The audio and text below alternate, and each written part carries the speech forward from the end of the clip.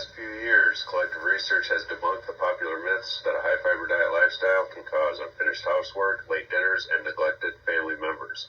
In fact, continuing studies show that a high-fiber diet lifestyle may significantly improve the disposition of a crafter, creating a more contented home life. Furthermore, continued exposure can develop an ability to endure meetings, waiting rooms, school functions, and sporting events without experiencing the kind of boredom it makes one want to consume lead paint. Here are just a few ways one can properly increase daily fiber intake. Visit your local yard store or shop online. Join online fiber communities. Tour sheep or alpaca farms. Attend fiber festivals. Or listen to the High Fiber Diet podcast. Please remember to spread your fiber intake throughout the day rather than trying to get it all in one shot. Stretching and resting is important, and your body will thank you. Hi, this is Coggy, and welcome to the High Fiber Diet podcast. I can see that my glasses are already bouncing off the ring light, so I'm going to set them back there. Welcome to my dining room in West Michigan. I have finished a few items, I have started a few items, and yeah, we're gonna get into it. Made a few purchases, those kind of things. So, to start, I finished up my niece's blankets. I want to get them mailed off this weekend. I know today's postal day, tomorrow I can get them mailed off. But this one is for my niece who has been diagnosed with endometrial cancer. These are all colors of Brene. I'm not going to list them. They're in my project page on Ravelry if you'd like to find it. The leftover bits in the middle are just leftover bits. I did a ridge, my own pattern, nothing fancy. Started with 100 cast on, single crocheted back 99, and then kept that throughout, switching from double crochet to granny stitch to a double crochet, a front post, and moving on with a single crochet in between each. I finished up with a single crochet around the outside in this turquoise colorway, double crochet, and a granny stitch to play on what the whole thing was. If I stand up, it is plenty big going to the floor to cover. She is only 5 foot tall, so that will be plenty big for her. And so this will be going out to Washington State along with her sisters, which, let me flip this up real quick. I'll just flip it over the back. I think I showed her sisters on the last podcast, and all I did on this was gradiate from a pink to a raspberry to a fuchsia to a salmon back to the pink, and with the pink around, and it's the same length. This one was just done marling, so two held together and changing to make the colors fade into each other. Both of those done in washable, dryable, easy. Put tags on them, washed them, dried them, and we'll be mailing them out, like I said, this weekend. Today is Juneteenth. The federal stuff is closed, so tomorrow that will happen.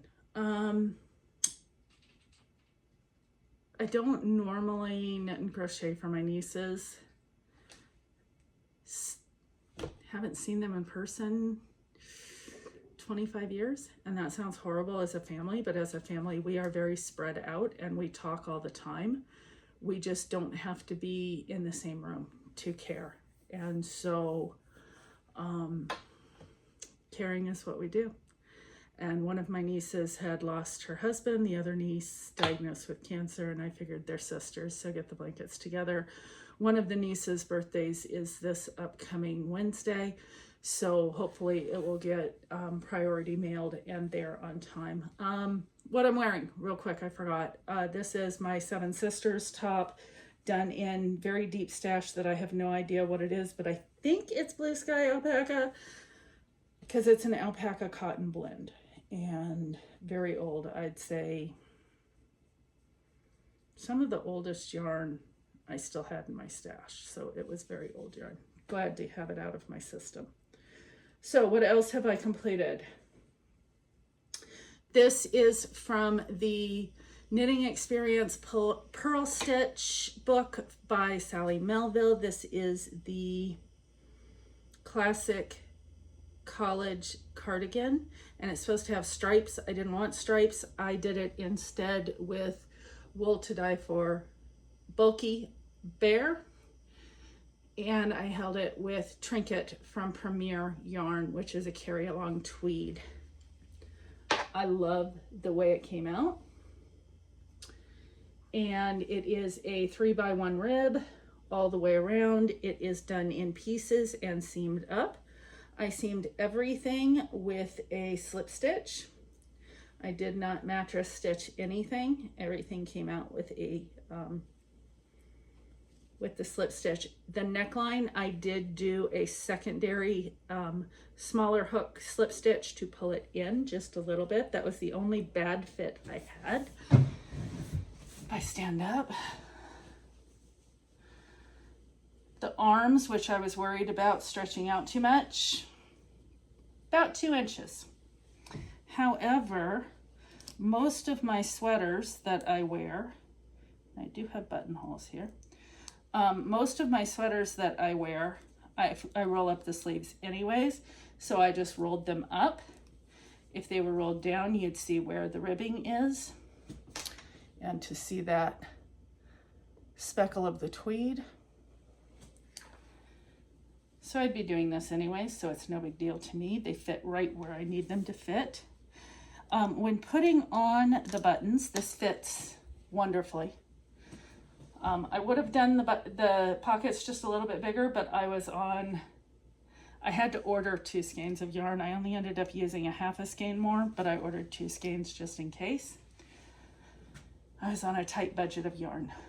The buttons I got from Amazon, and I decided to make my own shank on them so that they stand up high enough that when buttoned, and why can I not find a button? Because I'm not low enough. There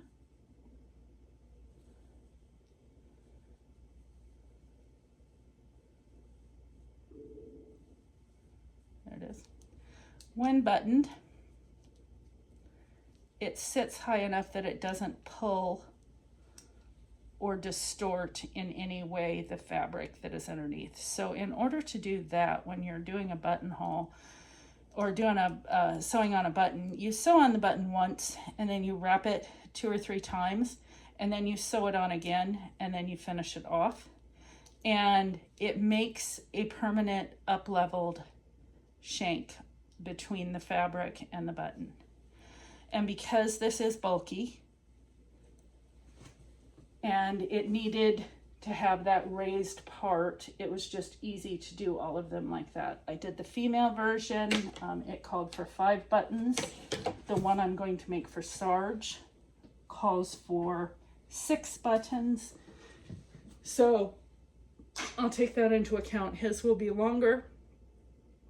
His will have more buttons, and I'm going to do the shawl collar bit a bit wider, and he has requested that I do short rows on it to make it a folded shawl collar, and so I will be doing that. The next thing I worked on was, I had held up this yarn last episode and said I was going to make some kind of shawl out of it. I went back to where I had the sweater that I had made last year and took a look at that sweater and went, why don't I like wearing it? Well, it was because it hung right at my jeans, and I like things a little bit lower than my jeans. I have a menopausal pooch, and you know, I've been fluctuation in weight from 550 pounds down to smaller than I am now, back up to where I was, and back down to where I am now. And, you know, your body doesn't have the collagen to suck it back into place all the time. So I'm working on it, but I still like, that's one of my self-conscious bits that I have, and I call them my bumps and grumps. And so I pulled out, it was to here, and I pulled out the bottom edging that was exactly like the sleeve here, just a couple rows of single crochet. And I added on about 6 inches. And I have since worn it and I am extremely happy. Yes, I have to wear a tank top underneath it. Yes, it's see-through, but I will now put it into my rotation with a pair of brown jeans, or the other day I wore it with cream colored linen slacks and a cream cami underneath, and it made a really nice outfit for an interview. And so that was a rip or repair, and so that has been repaired. And my final finished that I have is I finished up my shawl, and I think I need to block it a little wider, but it is blocked, it is finished. This was out of almost one skein of Yowza, and was it Yowza? Yeah, it's Yowza. And I have 2.5 or 2 and this much more skeins, so maybe an 1/8, because these are big skeins. I think I want to do a sweater out of it. I like the way it pooled. It isn't too obnoxious, and it would fit in for a fall sweater. And like I said, I want to, I think if I pull it out this way, the lace will pull out a little bit more. And so I'm gonna steam block it. I had it wet blocking, and this is how it fell. Talking about blocking before I get into my works in progress. So this was the SHHH exclamation point shawl. When I do sweaters and things, I use what's called a woolly board to hang my sweaters, and I let gravity take its course, except in the sleeve length, which I can push back some, but not always. And so what I do is I soak, and I have the complete system of the Strucket buckets. This is my small one. It has a lid that goes with it, but this is what I used for the shawl last night. But I used the bigger one when I did the cardigan. And this is a woolly board. It is a collapsible woolly board by Segdora. I don't know if that's how you pronounce it. Secadora.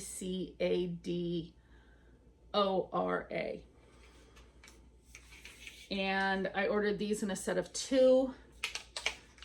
That's for just storage. And then when I want to use them, they pop in, and I can hang these on a drying line or something and let it hang. I hang them in my hallway on one of the door frames, and that's a typical place where I hang because there's a lot of airflow. I turn the fan on in the bathroom, let it suck up, and it's right across from where the heater is or the air conditioner is, so there's plenty of air going in and out.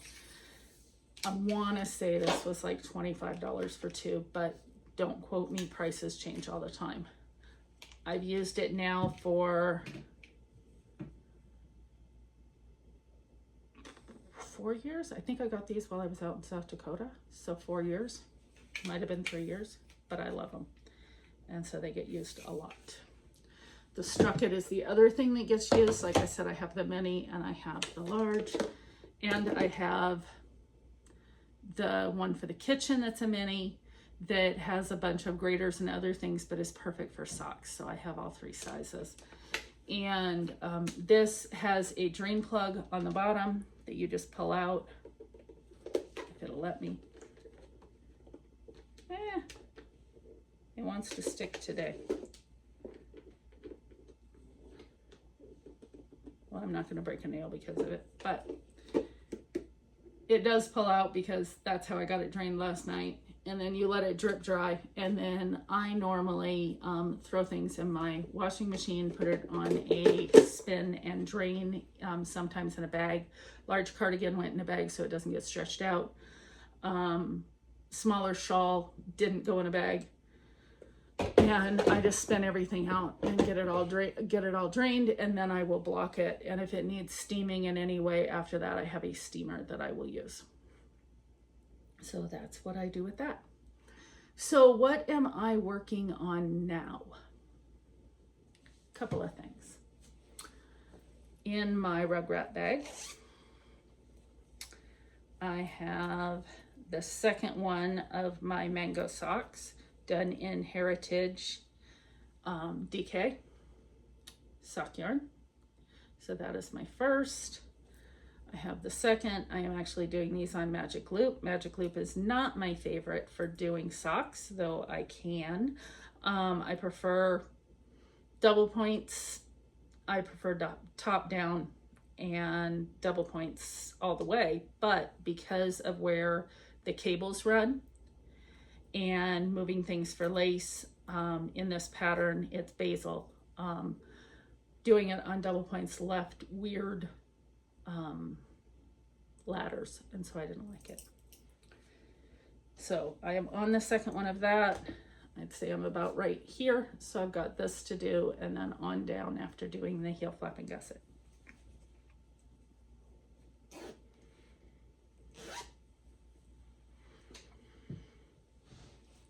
In my squirrel bag, stitched by Jessa Lou, given to me by Lori, I have my, I think these are my Son of a Nutcracker. Is that what this is? No, Woolstock 50.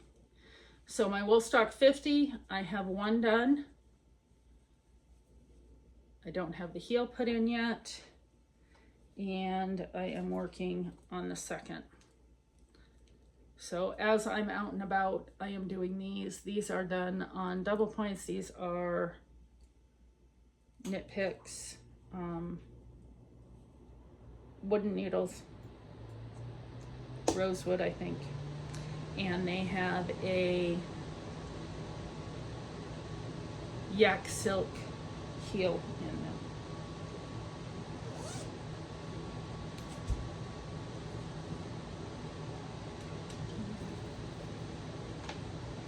My back, I tweaked it the other night, so if you see me move funny, that's what it is. I have this project here. I have not touched it. This is my Long May She Wave, done in palette. I haven't put a single row on it. I've been fixated on getting the blanket and the cardigan done, so haven't touched it.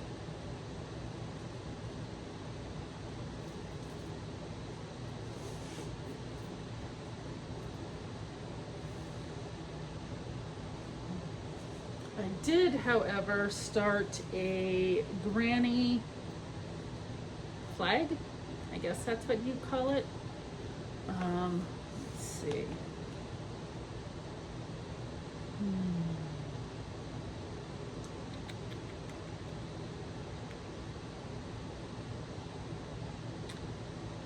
You just heard my AC kick on. No, I'm not turning it off. It is what it is. So this is called the All-American Afghan. It is from Leisure Arts. It calls for hexagon stars in the corner, but you start with the red and white of the flag. And I started this on Flag Day, and I've been working on it. I am doing it up in Bernay.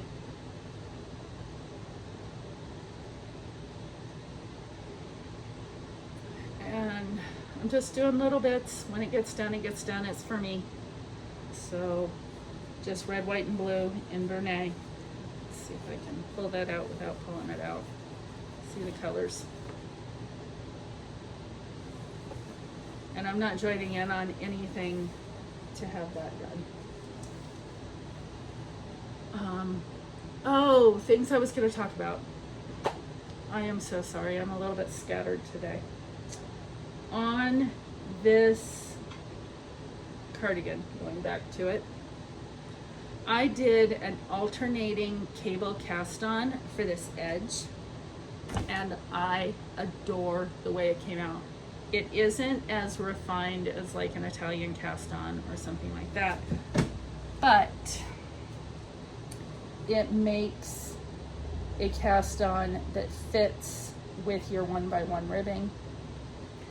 And I did it on all areas. I also did it as the cast off at the top to make sure that it all came out. And it's called an alternating cable cast on, and so you don't have a long tail. You start with a 6-inch and a slip knot, and you work a single cable cast on like you would, and then you work in between, but you work as if to knit and you work as if to purl, if to knit and if to purl. And it worked out beautifully, and I love how stretchy it is, and I love the way it looks. So, talking about casting on. Come forward.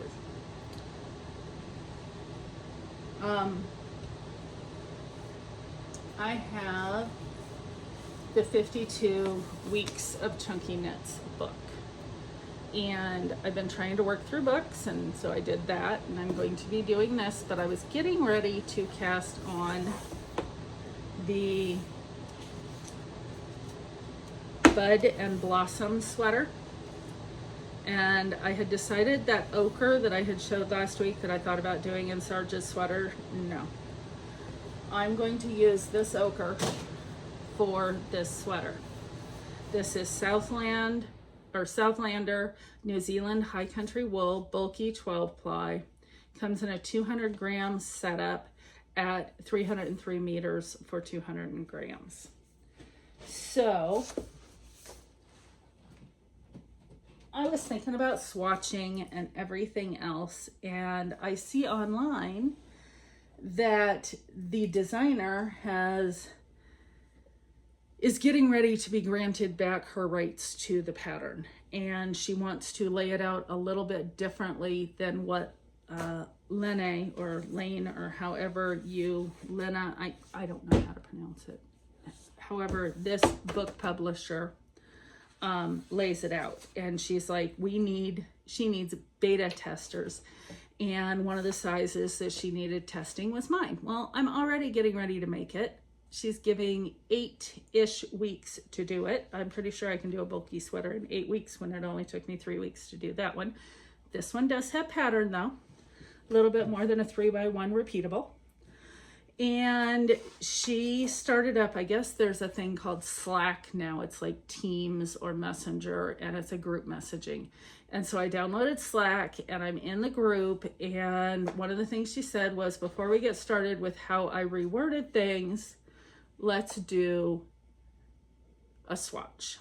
And so we introduced ourselves and posted what we were going to be doing, and I did a swatch. Now this is still slightly damp. It's still, it's almost to the point where I could measure it, but I'm pretty sure I'm on gauge.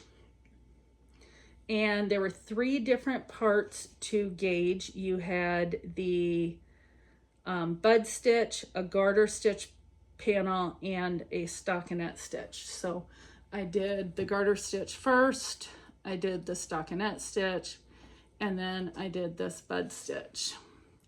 And this is the lace bit that is all over that pattern. And I think this color is going to look good on me. And I think I'm gonna like it. It's softened up quite a bit. I was kind of scared when knitting the Southlander if it was going to be too rustic, but it's an outside garment, but the neckline is still against your skin. So yeah. So I did swatch it up. I do have enough of this yarn. I have 8 balls, I think. So I definitely have enough. It is a crop sweater that, if allowed, I may go one more repeat depending on how much I have. So I don't know. I'm going to play it by ear. I'm going to work as a test knitter, and I'm going to do that up. So that is one thing that I'm looking at as my end of June into July and August projects. And that, again, I'm getting a new pattern, but it is in the 52 weeks of chunky knits. Going along with the 52 weeks of chunky knits, because that's my last work in progress so far, and that's just a beginning on that anyways. I did pick up the 52 weeks of scrap yarns, and I don't have it in here, but I did pick that up, and I want to look through it and decide on a couple things. I know there's 2 or 3 projects in there I really want to do. We're going to see. I have a ton of scrap yarn. If not, I have a ton of stash yarn, so I'm not worried about it. Books that I did get, I think I already showed this one, but if I did, I did. If I didn't, I didn't. But this is Simple Color Knitting, and it's a workshop.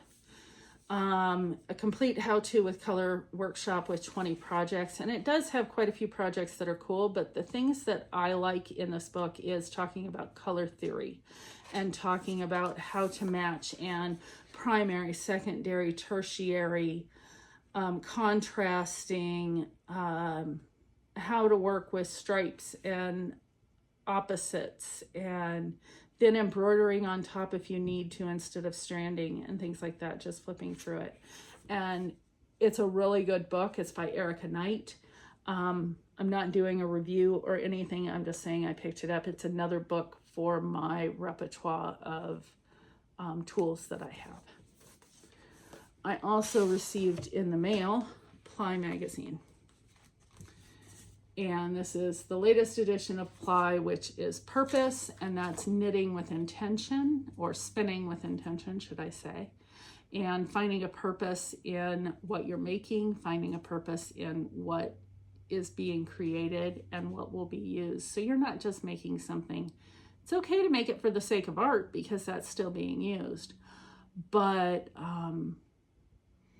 like this article, page 29, is by Carson Demers, creating hand-friendly yarns and knowing what you want in your drape or your yarns so it won't hurt your hands, whether you're spinning with it or knitting with it after or weaving with it after.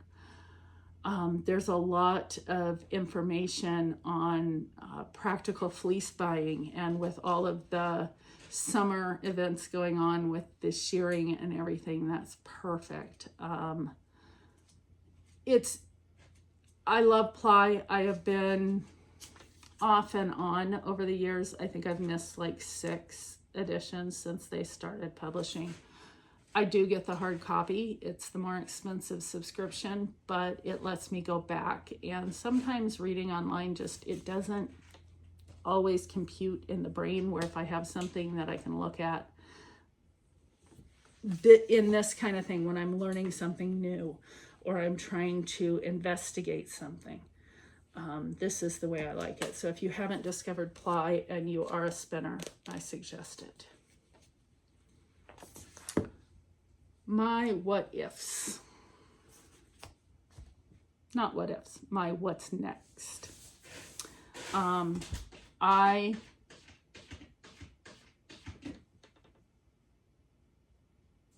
have a cat. He uses his cat box.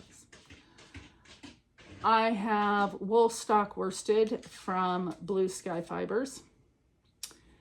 And this is a 50-gram bow. Am I correct? Can't read upside down.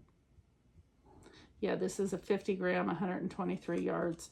And I have all of these wool stock, and I want to make the garland for Christmas.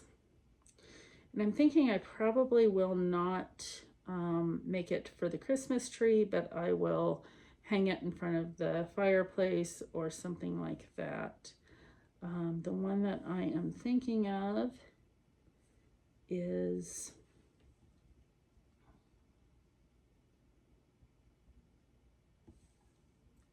in my queue.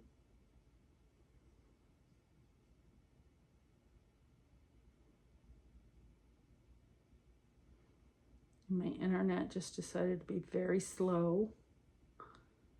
You know, that's how things go, right?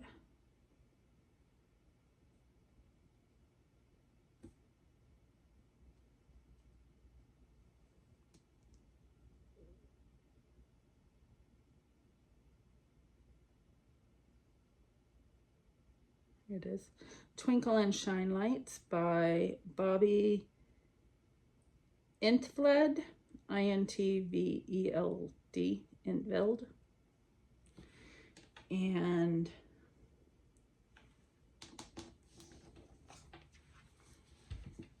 that is what I'm looking at. And I want to get that started. And since July, Christmas in July is coming up, I'm going to be doing the Christmas colors and making myself a light bulb garland. And I'm not sure how many are there.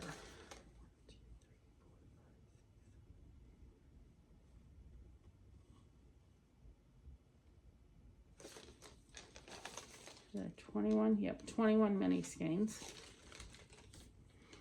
I think I have 3 more in there that I could use and make 24. I may leave the tops open, depending on if I could or not, and be able to use it as a advent with a little piece of chocolate for Sarge each night.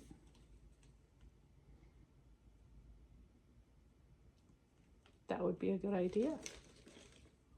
See, we talk. When we talk, we get ideas. Good idea, bad idea, you tell me. I do like that each one of these I'm going to be trying out for the different colors, and each one comes with its own color on it. Like this one's Wild Thyme. I think this is also Wild Thyme. Make sure. Yep. So my main color is Wild Thyme, and I have Wild Thyme in this. But I also have, let's see, Red Rock, Cranberry Compote, Earth Ivy. Could have gotten the bright ones, and I didn't want them. I like the Christmas colors. Cast Iron. Another Cast Iron. Gravel Road. That's a Cranberry Compote again. I believe this one is as well. No, that one's Red Rock. Wild Thyme. Highland Fleece. Highland Fleece. Gravel Road. So maybe there's 2 of each color, or 3, because they all look like the same over here. So yeah, I'll be making these up, and I'll be keeping them separate so that they're in a pattern, but yeah. So that is one of the things I'm thinking of. I want to finish that Afghan, what is it, 21 days from Flag Day till the 4th of July. I'd like to have that finished 4th of July weekend. But I've got all those hexagons with the stars to do, so I don't know how long that's going to take.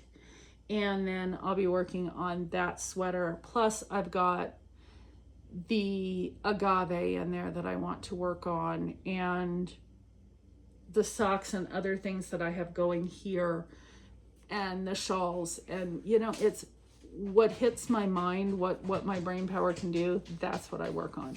But I do know that I want to get together with this yarn bee and the alpaca that I got to go with it, and get a sweater started for fall. It'll be a short sleeve sweater because that's what I prefer. And then I went to Michael's the other day and I was looking to see, because before I had decided on the ochre and using it for that sweater, I'm like, let's just go look. So I found this Gandalf.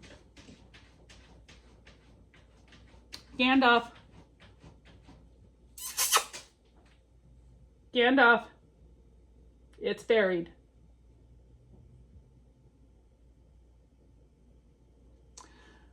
I found this Loops and Thread. It is a merino, 55% merino, 45% acrylic, machine wash cold, tumble dry low. And it's 410 yards in a DK weight. And this is in the colorway WM12. I'd say it's a seafoam green. And I've got some baby items that I need to make up. And I'm like, that would be good. Seafoam green can be girl, can be boy, can be baby. I have 5 skeins of this and they come out, let's see, 410 yards. So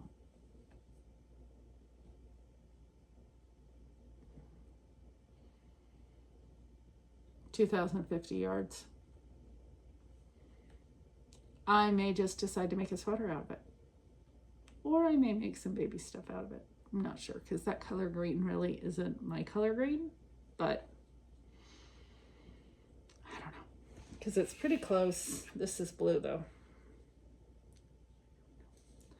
But I also saw that they had their clearance up, and on their clearance they had Skyscape, which is an acrylic blend. It's an acrylic nylon. It is worsted weight and 262 yards. And this colorway is blue and cream multi.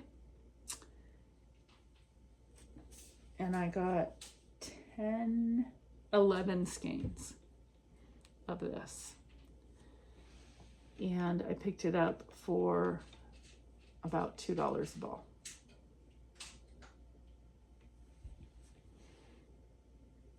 Don't know what it will be. Probably some sort of blanket, because I do like the way the blanket came out. But I'm on a blanket kick this summer and I don't know why. It's just working for me right now. So those were my acquisitions. I really don't have a whole lot going on in life. I have a couple interviews coming up. I have the beginning of my own consulting firm that I'm working on, a lot of business side of that. My garden is going. I don't have much in it, but it's going. We'll see how it does. Picked a couple of banana peppers, but I think I picked them too soon. No spice to them, completely mild, tasted like green peppers. We ate them anyways. Didn't do anything to us. The cats are doing fine. The kids are doing fine. Boo just got back from Boston. She was over in Italy for a while and then she went to Boston for work. She just got back. Bear is working his tail off, has a new job. Him and his wife are doing fine. The grands are, oh geez. One grand went to state for pole vaulting. The other grand is being courted for cross-country track by a college. She goes into her senior year. She's in the middle of buying her first car.